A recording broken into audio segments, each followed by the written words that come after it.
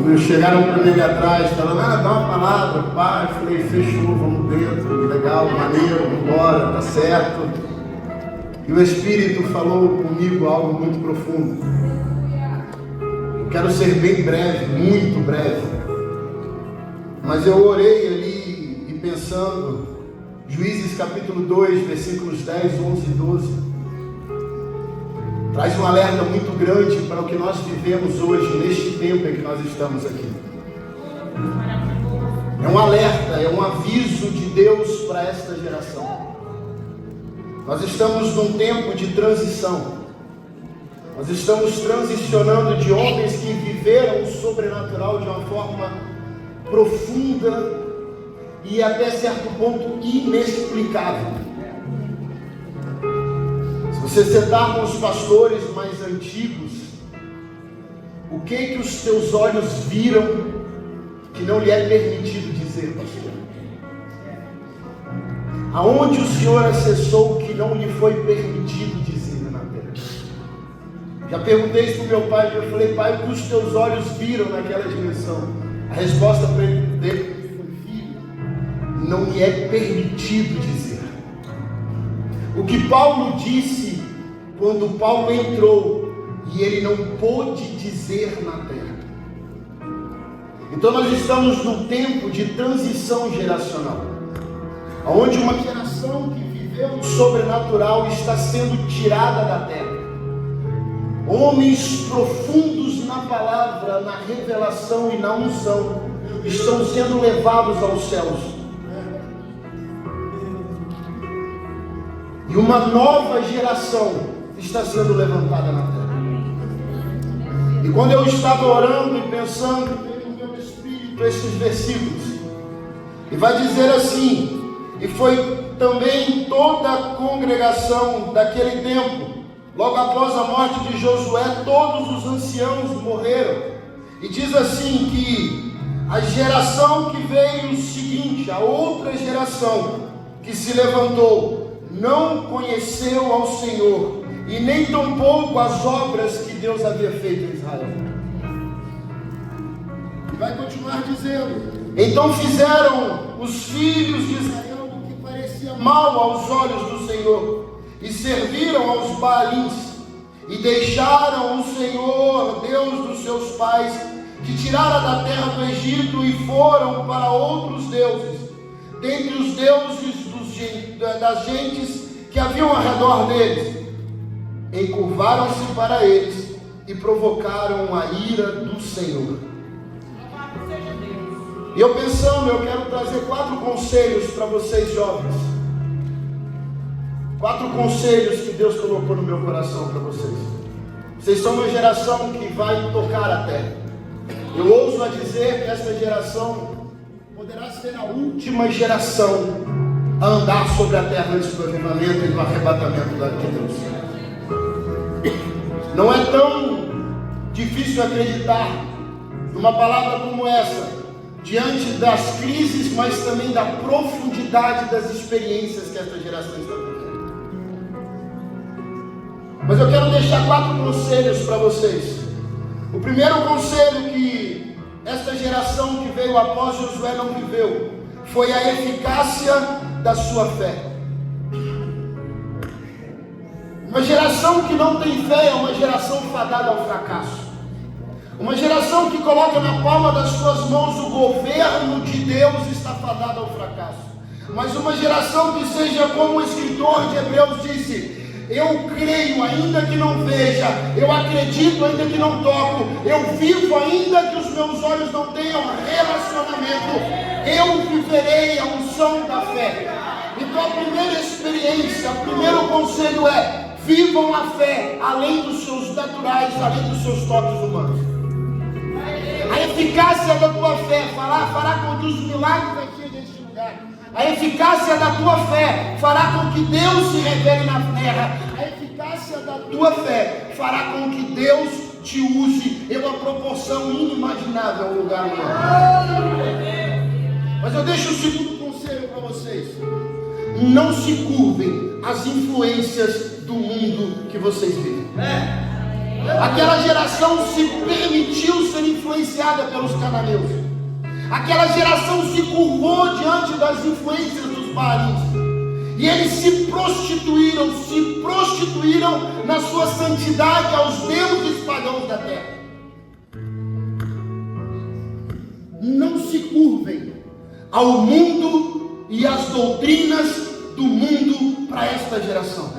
Se o mundo diz que você é A, mas é contrário à vontade de Deus, se permita viver a vontade de Deus e não a permissividade do mundo. Quando eu vejo uma moça chegando aqui em cima e falando assim, é a primeira vez, para mim está sendo uma dificuldade, me alegra, meus olhos se enchem de lágrimas, porque existem aqueles que não estão se contaminando, se curvando aos baalins dessa geração. Não se permita viver a idolatria, a religiosidade, mas se permita conhecer a Cristo em relacionamento e intimidade. Existe um terceiro conselho que eu deixo para vocês: não se acomodem e não se vislumbrem com a prosperidade deste mundo. Aqueles homens estavam perdendo as suas grandes referências e eles começaram a se acomodar nos relacionamentos que outros tiveram com Deus. Eles se permitiram e se acomodaram nas experiências que os seus líderes um dia tiveram. E Deus está nos chamando a ter experiências pessoais, relacionamentos próprios, ambientes íntimos, fundamentos gerados dentro do secreto que ninguém vai ver, só você, geração que Deus tem levantado na terra. Não se acomodem, porque talvez vocês estejam num lugar de festa como este. Lugares de festa são muito gostosos, porque se eu dou glória a Deus, você responde. Se eu saio aqui falando em língua, você fala junto. Se o louvor dá um toque, todo mundo vibra e pula. Mas é no secreto, é no silêncio, aonde curva a este mundo e esta doutrina. Os secretos fundamentam contra o comodismo, contra a prosperidade da terra. A prosperidade da terra quer te colocar num altar, num pódio de honra. A prosperidade de Deus sobre os apóstolos foi uma cruz de cabeça para baixo, foi uma decapitação, foi uma morte, foi uma perseguição, mas foi a honra dos céus estabelecendo quando recebeu a glória. Não se curvem ao comodismo nem à prosperidade desta terra. Eu deixo um quarto conselho para vocês e finalizo aqui. A falta de uma liderança que Deus está tirando não significa falta de direcionamento, porque existe um legado que esses homens estão deixando, e legado significa eu tomo posse nas minhas mãos, eu coloco dentro do meu coração e eu me relaciono com Cristo para viver a vontade de Deus na terra, para aquilo que Deus está estabelecendo.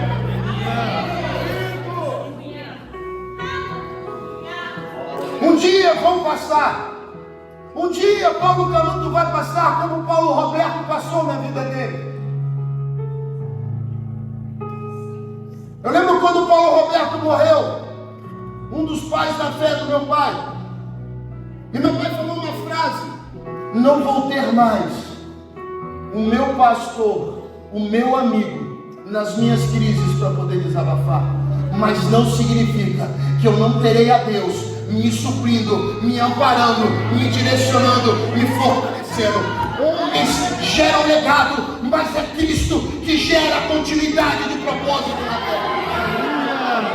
Deus está nos chamando para ser uma geração que não se contamina, não se curva, uma geração que não se vende, uma geração que não se prostitui, mas também é uma geração que se relaciona em secreto, aonde ninguém vê, mas Deus estabelece o altar da adoração dele.